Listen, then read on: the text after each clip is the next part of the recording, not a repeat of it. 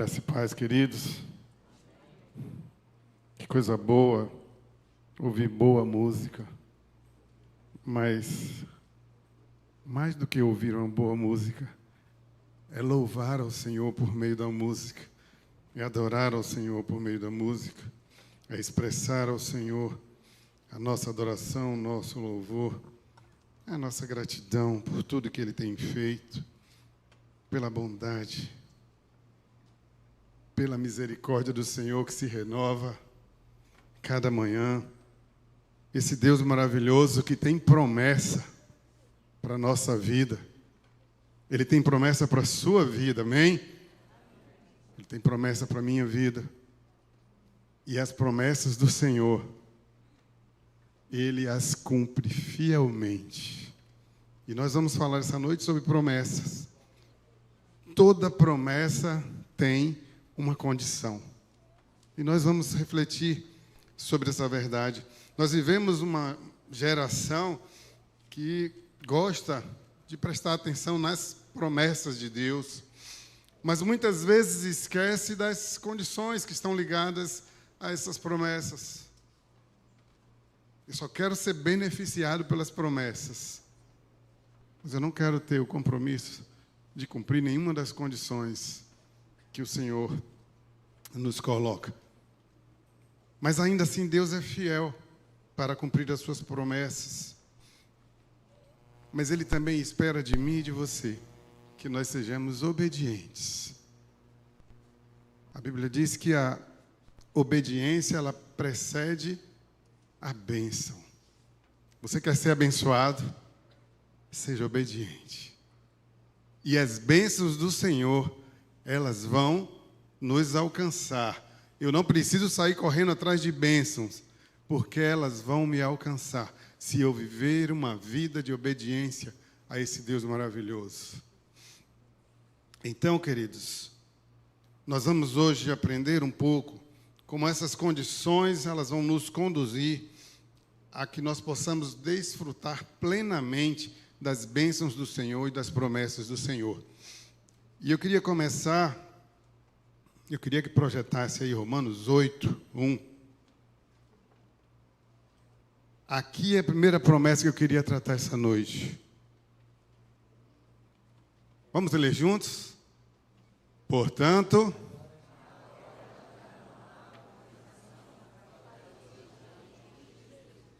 é uma promessa? Não há condenação. Não é uma promessa? Qual é a condição?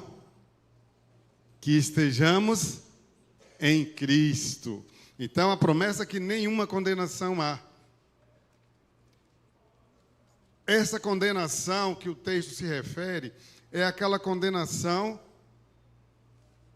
que traz a condição de morte ao pecador. Todos pecaram, destituídos estão da glória de Deus. A Bíblia diz que o salário do pecado é a morte. Então, aqueles que estão em Cristo, eles estão livres dessa condenação, porque Jesus Cristo pagou esse preço lá na cruz, por mim e por você. Então, a condição para desfrutar dessa promessa é estar em Cristo, é se entregar a Cristo. E estar em Cristo é ser nascido de novo. Estar em Cristo é ter a condição de ser chamado filho de Deus, de ser justificado pela cruz de Cristo. Estar em Cristo é estar liberto das amarras do pecado. Estar em Cristo alude a possuir a sua vida, a vida de Cristo, a imagem de Cristo, a natureza de Cristo, o caráter de Cristo. A Bíblia diz que nós fomos feitos à imagem e semelhança de Deus. E essa imagem, ela foi manchada pelo pecado. E quando nós vivemos essa condição de nova criatura, de novo nascimento, nós temos essa imagem totalmente restaurada. Nós adquirimos de novo essa condição de imagem e semelhança do Senhor. Portanto, nós podemos desfrutar desta promessa de que nenhuma condenação há para nós que estamos em Cristo, que vivemos em Cristo. Andar segundo o Espírito e não segundo a carne. E isso não depende da vontade, isso não depende da nossa força de vontade. É a ação do Espírito Santo que vai nos impulsionar para que Ele possa habitar no nosso coração, para que nós sejamos regenerados, para que nós possamos caminhar na direção de uma vida de santidade. Porque a Bíblia nos orienta, sede santos, porque o Deus a quem servimos, Ele é santo. O Espírito Santo de Deus, Ele nos impulsiona na direção da santificação. Estar em Cristo, andar segundo o Espírito, não segundo a carne. Isso nos garante a condição de usufruir dessa promessa maravilhosa, de que nenhuma condenação há, porque Jesus nos justificou quando Ele morreu naquela cruz, quando Ele ressuscitou, para garantir a mim e a você a vida eterna. Nós somos justificados pelo Senhor. Ele pagou o preço por nós, Ele tomou o nosso lugar ali na cruz. O homem natural, ele se inclina para o pecado, e esse pecado o leva à morte. Mas quando o homem crê em Jesus, o Espírito Santo habita nele e o leva a não andar mais segundo a carne. A Bíblia diz que nós somos selados pelo Espírito Santo. Ele passa a habitar em nós. Nós passamos a ser templo do Espírito Santo. Olha que coisa maravilhosa. O Espírito Santo habita em mim. O Espírito Santo habita em você. Isso é andar em Cristo.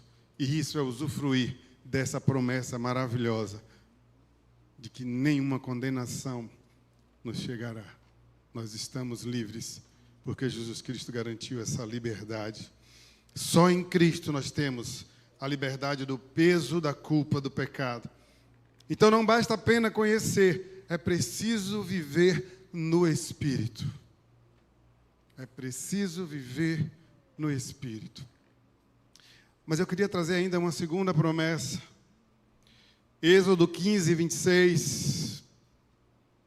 Pode projetar, por favor? Êxodo 15, 26. Vamos ler, gente? Me ajudem aí na leitura.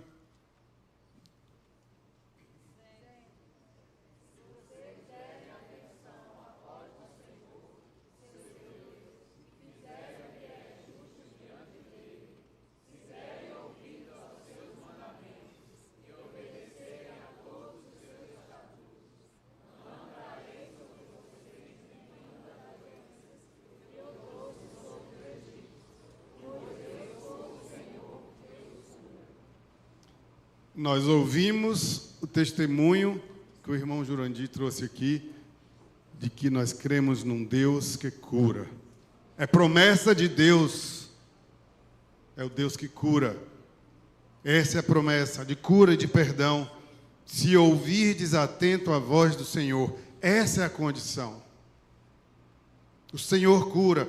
Mas eu preciso ouvir a voz de Deus, eu preciso obedecer aos seus mandamentos e guardar os seus estatutos para que eu possa ser beneficiado. A obediência nos preserva do mal, a obediência abre caminho para a cura. Deus traz cura àqueles que lhe são obedientes. E entre as bênçãos da espiritualidade, nós encontramos a bênção da cura física. Ainda sobre cura, nós temos um outro texto que reforça que o nosso Deus é o Deus que cura. Tiago 5, de 13 a 16. Está alguém entre vocês aflito? Ore. Está alguém contente? Cante louvores. Está alguém entre vós doente? Chame os presbíteros da igreja e orem sobre ele, ungindo-o com azeite em nome do Senhor. E a oração da fé salvará o doente, e o Senhor o levantará, e se houver cometido pecados, ser-lhe-ão perdoados. Confessai as vossas culpas uns aos outros, E orai uns pelos outros, para que sareis, porque a oração feita por um justo pode muito em seus efeitos. Promessa de cura. A condição é orar com fé. A condição é confessar.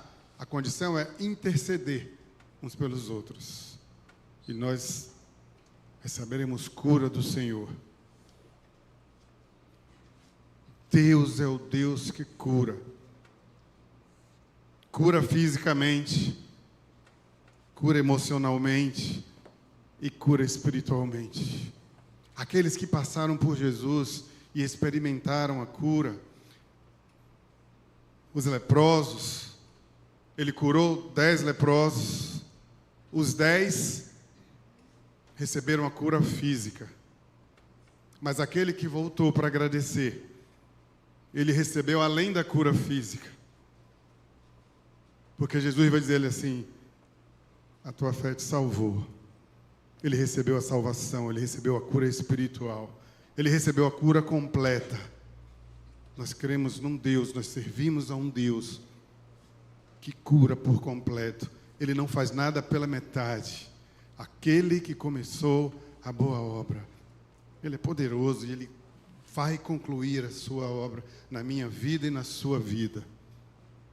Queridos, às vezes a gente tem dificuldade de crer nessa promessa, mas a palavra de Deus diz que Ele é o mesmo ontem, hoje e o será eternamente. O Deus que curou, o Deus que ressuscitou Lázaro, o Deus que curou coxos, cegos, aleijados, é o mesmo Deus que cura hoje, que curou o sobrinho de Jurandir, que pode curar a minha vida, que pode curar a sua.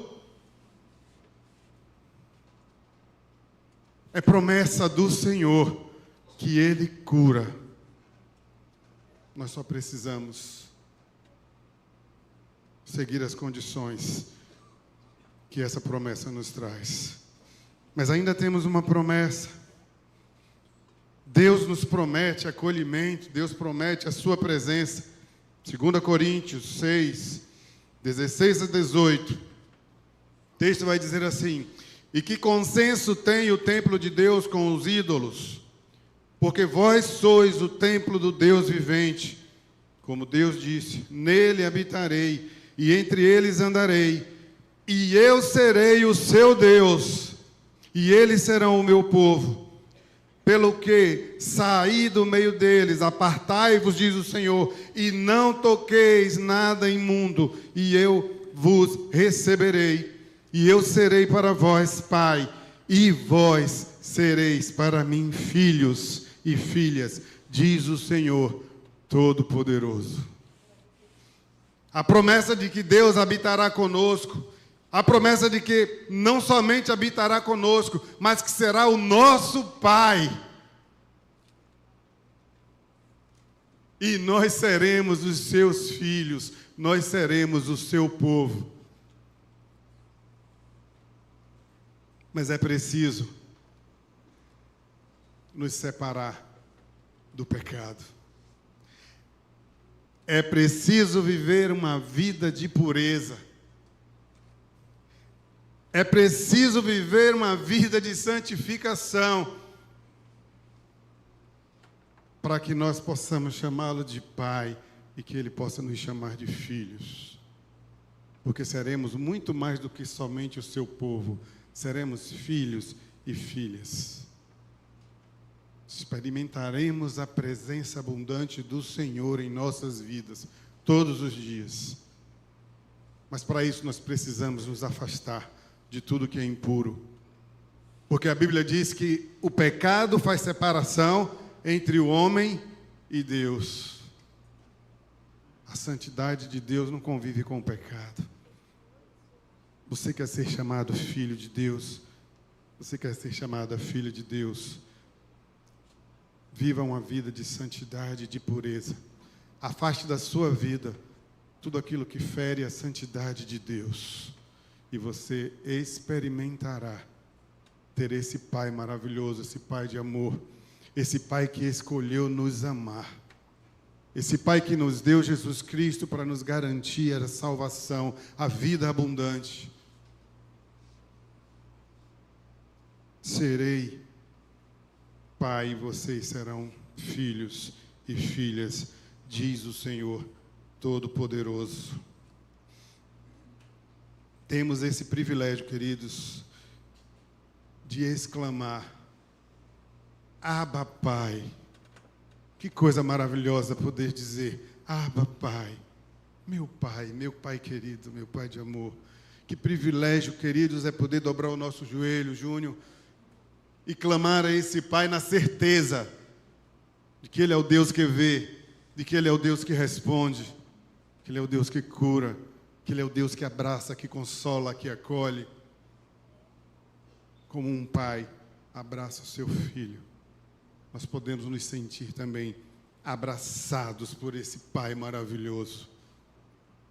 Mas nós precisamos, para desfrutar dessa paternidade maravilhosa, nós precisamos viver uma vida de santidade. E para viver uma vida de santidade, precisamos a cada dia nos encher do Espírito Santo de Deus, porque é o Espírito Santo de Deus que nos dará a condição de caminhar na direção dessa vida de santidade. Sozinhos, nós vamos acumular, nos passar vergonha. Sozinhos, Satanás vai rir na nossa cara. Mas nós precisamos fazer como Davi. Quando ele olha para Golias, aquele gigante, cheio de armas, de escudos, de espada, ele diz: olha, você vem para mim com tudo isso, com todo esse aparato, mas eu vou em nome do Deus, do Todo-Poderoso, do Senhor dos Senhores, daquele que pode todas as coisas, daquele que vai adiante de nós, daquele que é a nossa retaguarda. É em nome desse Deus que nós vamos alcançar essa vida de santidade. Eu e você, nós não estamos sozinhos nessa luta contra a carne, contra o pecado. O Espírito Santo intercede por mim e por você com gemidos inexprimíveis. Esse é o convite. Viver uma vida de santidade e desfrutar da promessa do Senhor de que Ele será nosso Pai, de que nós seremos os seus filhos. A última promessa que eu queria abordar, queridos. 2 Coríntios 9, 7 e 8, é a promessa de suprimento abundante. 2 Coríntios 9, 7 e 8 diz assim: cada um contribua segundo propôs no seu coração, não com tristeza ou por necessidade, porque Deus ama o que dá com alegria. E Deus é poderoso para tornar abundante em vós toda a graça, a fim de que, tendo sempre em tudo toda a suficiência, superabundez em toda boa obra. Queridos, aqui eu não estou abordando a teologia da prosperidade, né? Olha, dê 1.000 que você vai ganhar 10.000. Não é assim que Deus trata conosco. A promessa daqui é de graça. É a graça do Senhor, é a abundância de graça e não de dinheiro. Nós estamos falando da graça de Deus. É essa a promessa do Senhor, a abundância de graça. Quando Paulo vai pedir a Deus que tire o espinho na carne, e ele diz: olha, já orei por 3 vezes, pedir ao Senhor que tire isso da minha vida. Nós não fazemos ideia de que espinho era esse, mas nós temos a percepção de que era algo que incomodava ao nosso apóstolo Paulo. Ele se incomodava tanto que ele já tinha orado por 3 vezes, pedindo que Deus tirasse aquilo da vida dele. E Deus responde a ele: a minha graça te basta. E a promessa aqui que Deus traz para mim e para você é a abundância de graça. Porque essa graça do Senhor, ela nos basta.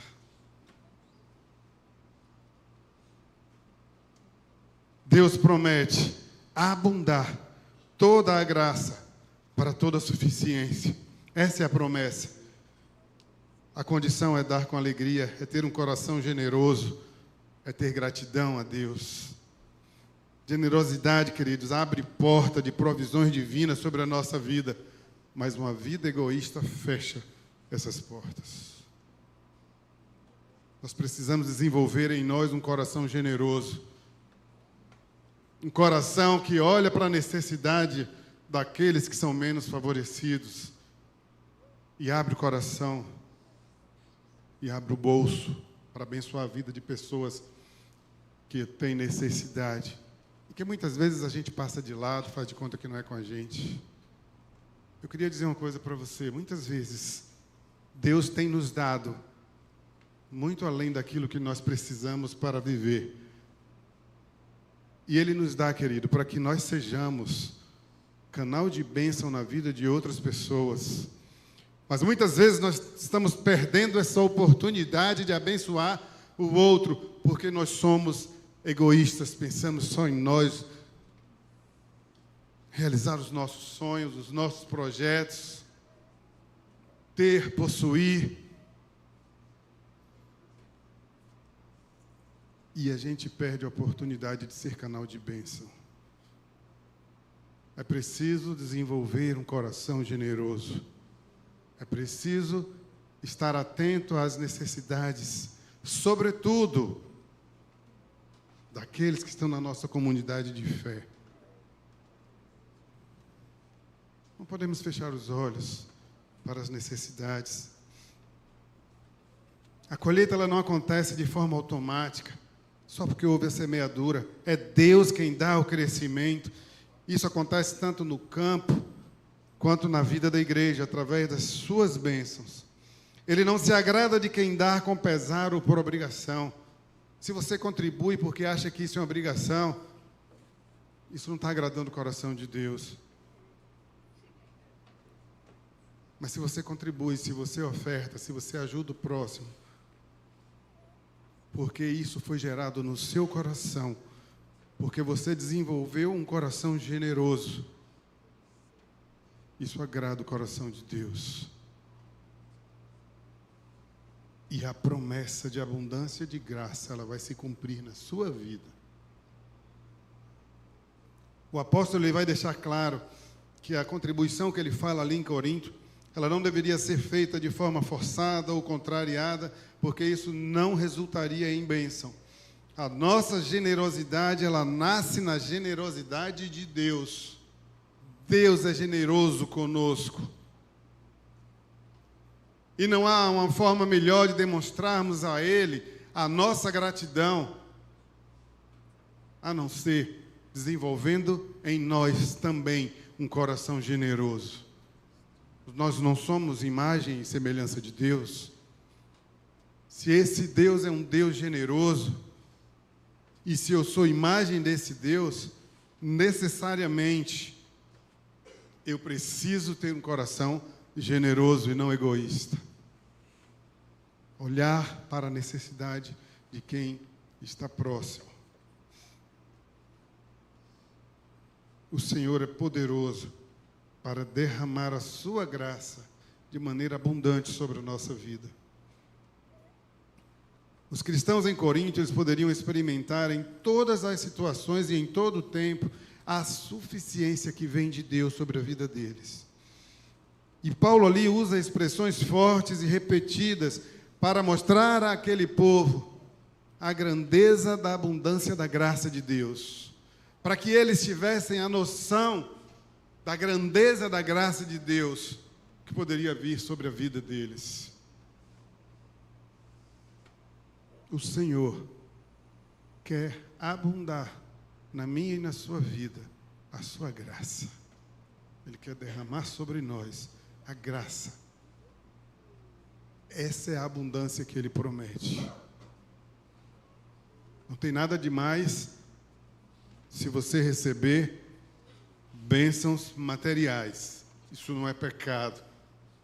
Muitas vezes nós temos recebido bênçãos materiais. Não deixa de ser bênção, não.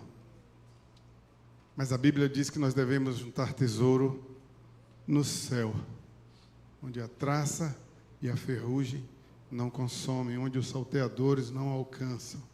A Bíblia também nos ensina a pensar nas coisas que são do alto. E às vezes, queridos, a gente tem a impressão de que nós vamos passar a eternidade aqui. porque a gente se apega tanto às coisas daqui. Parece que nós perdemos a noção de que nós passaremos a eternidade com o Senhor e não levaremos absolutamente nada daqui. Então, queridos, o meu convite a você é que você se permita ser usado por Deus para ser instrumento abençoador na vida de outras pessoas. Amém, queridos? Coloque no seu coração, peça ao Senhor que desenvolva em você um coração generoso, um coração aberto às necessidades daquelas pessoas que são menos favorecidas. E você desfrutará da abundância da graça de Deus. A promessa de Deus se cumpre na sua vida quando você cumpre a condição que vem anexa à promessa. Nós temos muitas outras promessas, queridos. Eu vou apenas citar algumas, não vou desenvolver, mas nós temos promessa de ser vaso de honra, lá em Timóteo 2:21. Nós temos promessa de socorro oportuno, Hebreus 4:16. Todas elas trazem a promessa e uma condição. Promessa de ser vaso, de ser útil. A condição é a purificação do pecado e ser separado para Deus. Promessa de socorro oportuno. É a promessa de receber misericórdia do Senhor. A condição é aproximar-se confiadamente do trono da graça. Promessa de exaltação. Tiago 4, de 7 a 10, vai dizer, Ele vos exaltará, e a condição para que Ele nos exalte é sujeitar-se a Deus, resistir ao diabo, purificar o coração e humilhar-se diante do Senhor, e Ele vos exaltará. Encontramos também promessas de dias felizes e vida abençoada. 1 Pedro 3, 10 e 11. A promessa é amar a vida e ver dias bons, mas a condição, querido, é refrear a língua do mal. E a gente tropeça tanto na língua, Senhor. Que Deus tenha misericórdia de nós. Com a mesma língua que nós louvamos e adoramos ao Senhor, muitas vezes nós temos amaldiçoado a vida do próximo. Muitas vezes nós temos fomentado fofocas, críticas desleais, com a nossa língua ferina, falando mal da liderança por detrás, falando mal do pastor, falando mal daqueles que estão liderando algum ministério, fomentando a discórdia. Isso não agrada a Deus, queridos. É preciso refrear a nossa língua. Se você quer viver dias felizes, se você quer ter resposta de Deus às promessas na sua vida, você precisa refrear a sua língua. Você precisa pedir ao Senhor que faça com a sua língua aquilo que Ele fez com Isaías, que venha uma brasa de fogo para limpar e purificar a sua língua, a minha língua. Que difícil é controlar essa coisa tão pequenininha, mas que causa tanto estrago. Com a nossa língua, muitas vezes a gente destrói sonhos. A gente derruba a autoestima. Nós causamos trauma na vida do outro com a nossa língua ferina. Às vezes o crente se converte e esquece de converter a língua. Peça ao Senhor que a sua língua esteja convertida. Peça ao Senhor para que você consiga render a sua língua ao controle do Espírito Santo. E aí sim você vai ser alguém que vai estar abençoando em vez de amaldiçoar.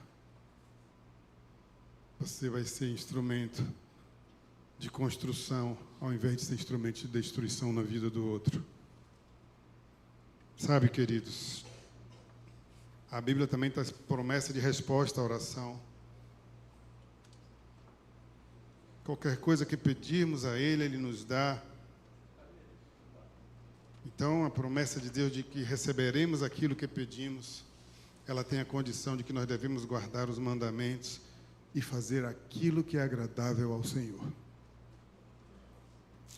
Eu queria concluir, queridos, dizendo que as promessas de Deus para nós, elas não são cheque em branco. Não é uma procuração em branco que Deus dá para nós. Ele nos dá a promessa.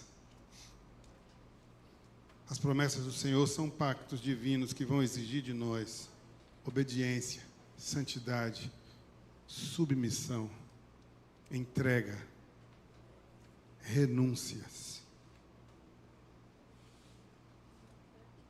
Vão exigir que eu abra mão dos meus planos e dos meus sonhos para viver os planos de Deus. E ainda hoje pela manhã, lá na classe membresia, eu dizia que Jeremias 29 é um dos textos que eu mais admiro na palavra de Deus. Eu é que sei os planos que tenho a vosso respeito. Planos de bem e não de mal, para vos dar um futuro e uma esperança. O Senhor está dizendo para mim e para você, Ele sabe quais são os planos que Ele tem para a minha vida e para a sua vida. Você tem consciência disso? Que o Senhor tem plano para a sua vida, individualmente? A Bíblia diz que Ele escreve o meu nome e o seu nome na palma da mão dEle. Ele nos conhece pelo nome. Ele tem plano para a sua vida. Ele tem planos para a minha vida. E a palavra está dizendo, está afirmando que esses planos são planos de bem, para nos dar um futuro e uma esperança. O meu futuro e a minha esperança estão nas mãos desse Deus maravilhoso que eu posso chamar Abba, Pai. As promessas do Senhor se cumprem na nossa vida quando nós nos rendemos totalmente, quando nós abrimos mão do nosso eu, dos nossos sonhos, dos nossos planos, para viver os planos desse Deus maravilhoso, desse Pai que nos ama e que nos deu o poder de sermos feitos filhos e filhas para a glória do nome do Senhor. Querido, que Ele nos abençoe. Eu quero orar para que o Senhor gere em nosso coração e nossa mente algumas reflexões, nos mostrando que nós precisamos viver em Cristo e não segundo a carne, nos mostrando que nós precisamos escolher a obediência em vez da rebeldia, nos ensinando que nós precisamos nos separar do pecado e buscar uma vida de santidade. Que o Senhor nos ensine a ser generosos e não egoístas. E que Ele nos ensine a nos aproximarmos dEle com humildade, por meio da oração e exercendo a nossa fé, dependendo completamente dEle, desse Pai maravilhoso.